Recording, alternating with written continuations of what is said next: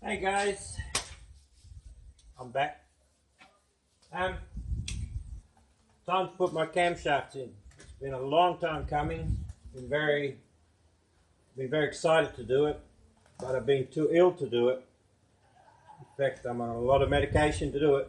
I've already done one side. There's no need for you to see both sides. They're exactly the same. So this is just the start of it. In case you want to change camshafts or install solid lifters. If you wanted to install solid lifters while the engine's in the car, I'll show you how to do it. A lot of people said about my clip of installing the solid lifters, oh, it's so easy. It's so easy because you're doing the engine out of the car. Well, I'm going to do it while they're in the car. I've done one side, no problem. But anyway, you'll see that as I go. Alright, so first, bring you a bit closer. My piston is here, let me check. Alright.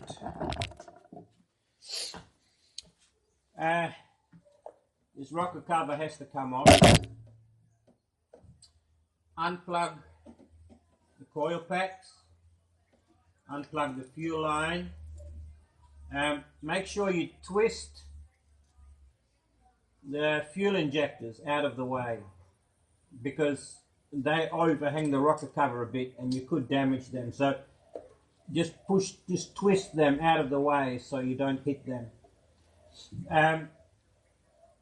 Get as much stuff out of the way as possible. Like I said, unplug the fuel injectors, unplug the coil packs, the fuel line. Just get as much stuff out of the way as possible. There is a lot of electrical cables here. I'll try and leave as many on as I can. This aircon never worked, so I may rip it off and turn that into an air compressor, who knows. This is very tight, I can't get this off. I'll have another go at it. I'm sure if you're about to attempt this, you should know how to take off the bolts for a rocker cover. So they're 10mm bolts. They stay in the rocker cover. It's got a reusable rubber gasket. So that's my first job, is to, after doing all of these electrical plugs, undo the bolts on the rocker cover. So I'm going to do that now, and after I've done that, I'll start filming again. Alright, let's see how I go. If there's any problems, of course, I'll show you. You can buy a special wedge tool. I've never brought one. I'll just get a bit of wood, cut it on the rough angle that you think it needs to be, drill a hole through it, put a rope through it, and you've got yourself a chain wedge. It's worked every time so far, so I think this one will be fine too. Okay, I wonder if the flesh is better. Yeah, I think so. I got it off, probably 30 minutes, not even. It's a bit touchy in the way. I even had to get that little plug off. Just that plug was giving me the whoopsies. So yeah. Now the next step. Let's see if I've still got it laying around here.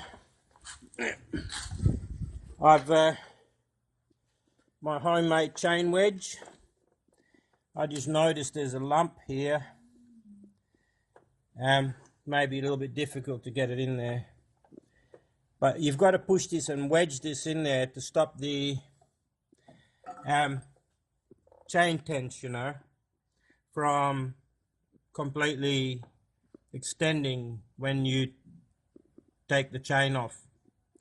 If you don't put a wedge in there, you can buy one. You can buy one from Jeep, the correct one.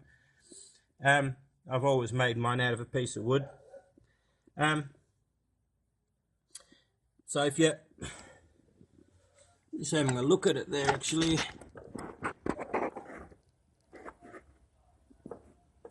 how long are these chains supposed to last?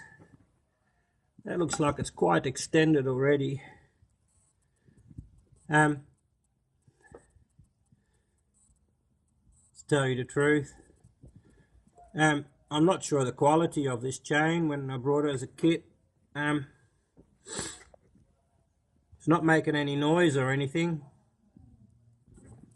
but yeah, this looks a bit more stretched than the other side, to tell you the truth. Anyway, that's beside the point right now. Let me know what you think. Anyway, you got to put this wedge in there to stop the chain from the chain tensioner from totally extending. I'm sure I can somehow wriggle it in there. I can't do it while holding the camera. You'll have to work that out too. Now once you've done that, you can unbolt the sprocket, mark the chain in the sprocket so you know exactly which teeth go into which sprocket. Is very important. Turn it till it's in the right timing position, which means that the V8 mark is right at the top here. What I did is I marked the link before and after the V8 with a texter, and then I knew exactly where the chain had to go on the other side. So it's been a long day though. I'll probably attempt that tomorrow. So everybody have a good night's sleep. Have a good rest, and hopefully I'll feel well enough to continue tomorrow. Maybe I'll do a bit more tonight. I don't know yet. Anyway, I'll see if I can get that wedge in there tonight anyway. Over and out.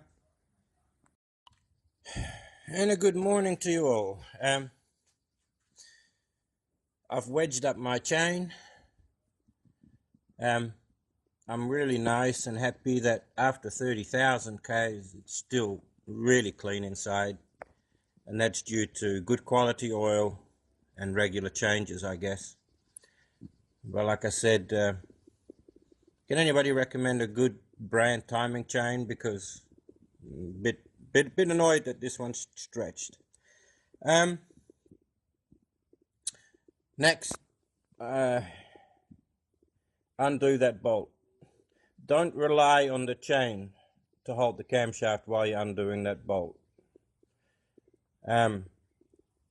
You have to grab the camshaft and stop it from spinning, because if you don't, it'll just undo your wedge or lock your wedge and break your timing chain guide. You have to grab and hold. There is a special tool for you who are into using craft tools that lock into these 2 points that will hold the sprocket while you're undoing it. I don't have one. It's available to be seen if you're a member of my Facebook page. You can download the full workshop manual, and you can see an image of it there. Also, the V8 is at the top, as I mentioned, and the engine's at top dead center. So I'm going to clamp the camshaft and undo that bolt. And after I've done that, I will show you what I've done.